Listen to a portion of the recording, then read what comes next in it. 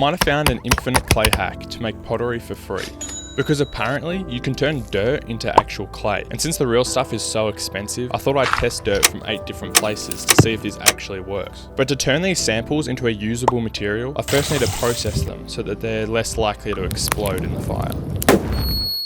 So to avoid that, I broke the dirt up in water. This allows the fine clay particles to stay suspended in the liquid. Then I strain this through a sieve and into a cheap pillowcase. This removes organic debris and small rocks, which I've heard can shatter pots into 100 pieces when heated. Finally, I hung the pillowcases up to let the clear water drip out while the fabric retains the clay. After a couple of days in the sun, things were looking a little more promising, even though I was pretty sure a few of them were still just mud at this point. To stop the pots from cracking as they dry, I needed to add some sand. This will also help with thermal shock, and I added enough so that the mixture was about 20% sand. I started by sculpting a few basic lids and bases, and to keep each test pot as similar as possible, I used a cup and some cling wrap as a mold. This also let me make multiple test samples in just a few minutes.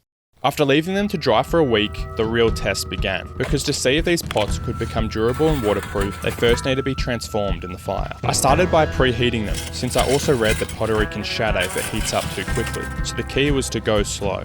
And this wasn't as scary as I thought. I managed to smoothly get the pots up to around 300 degrees with no casualties. However, now they were going to need to survive over 900 degrees to fire properly. This was about when things started to turn for the worst, because almost instantly we had our first signs of failure. But it was too late to stop now. It was time for them to be buried in flames, and all I could do was sit back and hope for the best. After the pots cooled, I assessed the damage. 2 samples, one of which was straight from under my lawn, unsurprisingly didn't fare well at all. While they did become waterproof, they just didn't have a high enough clay content for any real durability.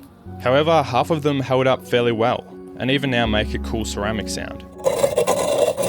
But more importantly, they no longer dissolve in water. So while you can't just make pottery from the first dirt you see outside, with a bit of experimentation, you can definitely discover a lot of local sources for making your own pottery at home.